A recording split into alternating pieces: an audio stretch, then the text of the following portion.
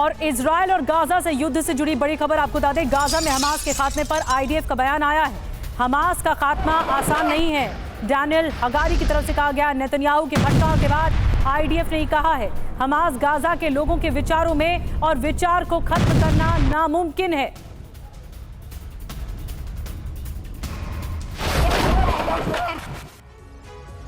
तो अब आपको बताते हैं ये क्यों कहा गया हमास का खात्मा आसान नहीं है। डैनियल हगारी जो कि आईडीएफ इजराइल डिफेंस फोर्स के प्रवक्ता हैं, देखिए वो कह रहे हैं कि गाजा में हमास को हराना आसान नहीं है।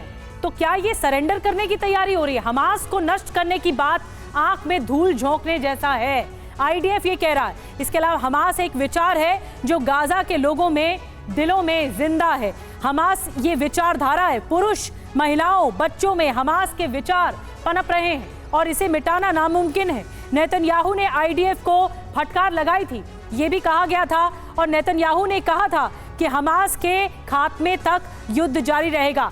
आईडीएफ ने ऐसा क्यों कहा, हम आपको इसका बता रहे हैं, इसकी वजह बता रहे हैं। नेतन्याहू ने कहा था हमास का खात्मा बहुत जरूरी है। तो हिजबुल्लाह और हूती ने मिलकर गाजा में विध्वंसक प्लान तैयार कर दिया है। पहला टारगेट, पहला लक्ष्य इजराइल का खात्मा और दूसरा लक्ष्य फिलिस्तीन की पुनर्स्थापना है। इस लक्ष्य को हासिल करने की जिम्मेदारी ईरान ने हसन नसरल्लाह को दी है।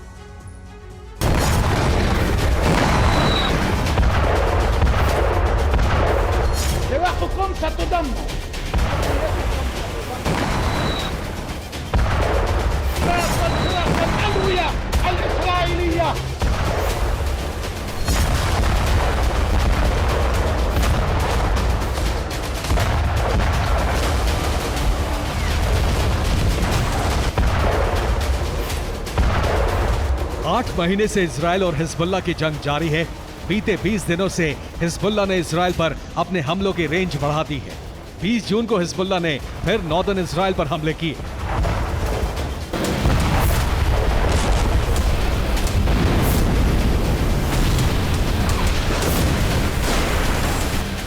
इजराइल ने भी लेबनान में हिजबुल्लाह के होमिन अल फोका ठिकाने पर पलटवार किए।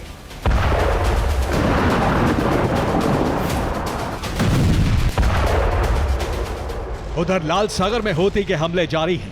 हूती की मिसाइल ने 20 जून को ग्रीस के एक मालवाहक जहाज पर हमला करके उसे ध्वस्त कर दिया।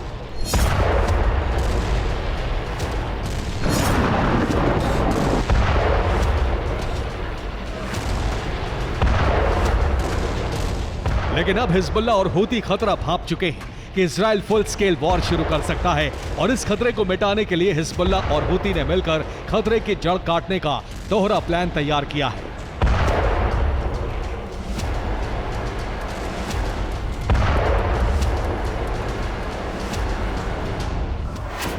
हिजबुल्लाह ने इजराइल की पावर ग्रिड को ध्वस्त करने का ब्लूप्रिंट तैयार किया है, जबकि हूती ने इजराइल के परमाणु संयंत्रों पर हमले की प्लानिंग तैयार की है।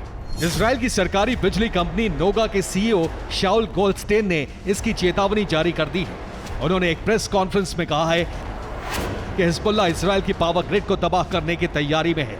अगर 72 घंटे भी बिजली सप्लाई कटी तो इजराइल में रहना मुश्किल हो जाएगा।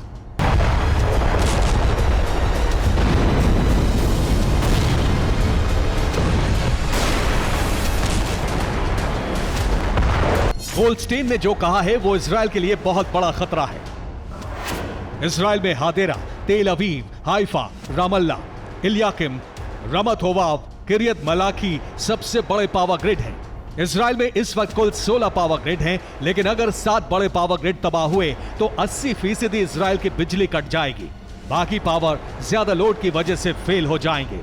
बिजली ना होने से इजराइल के cooling system, water supply, internet service जैसी सेवाएं बंद हो जाएंगी।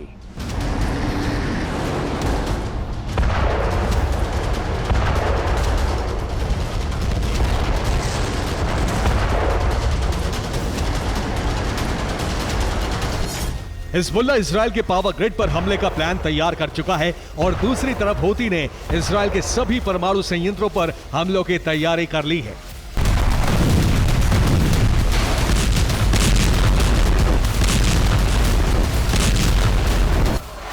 नेगेव रेगिस्तान में डिमोना नाम का एक न्यूक्लियर रिसर्च सेंटर है। यहां प्लूटोनियम का प्रोडक्शन और हथियारों से संबंधित इंफ्रास्ट्रक्चर है। इसराइल का दूसरा हथियार भंडार एलाबन में है। यहाँ टैक्टिकल न्यूक्लियर हथियार रखे होने की रिपोर्ट है। कफार जखारिया इसराइल का संदिग्ध न्यूक्लियर मिसाइल बेस है।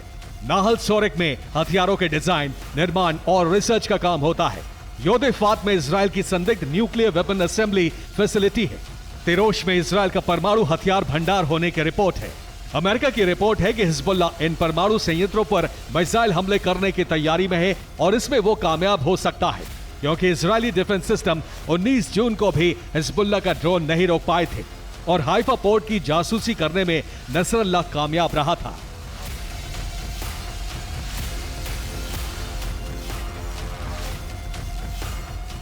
पेंटागन के 3 अधिकारियों की रिपोर्ट है कि इजराइल का आयरन डोम एयर डिफेंस सिस्टम आसानी से नाकाम हो सकता है। हूती हिजबुल्लाह ने लगातार मिसाइल हमले किए तो इजराइल का एयर डिफेंस सिस्टम सभी मिसाइलें नहीं रोक पाएगा।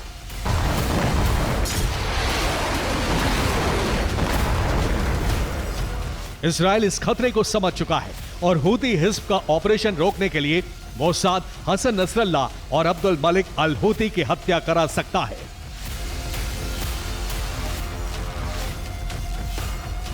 लेकिन अगर मोसाद इन दोनों की हत्या में कामयाब हुआ तो इजराइल ईरान का सीधा युद्ध तय है। सीधे युद्ध का मतलब 2 परमाणु शक्तियों का टकराना है। ऐसे में अगर हिज्ब हूती कामयाब हुए तब भी अरब में रेडिएशन तय है और अगर मोसाद कामयाब हुआ तो परमाणु युद्ध निश्चित है। Bureau report, TV9, Bharatvarsh.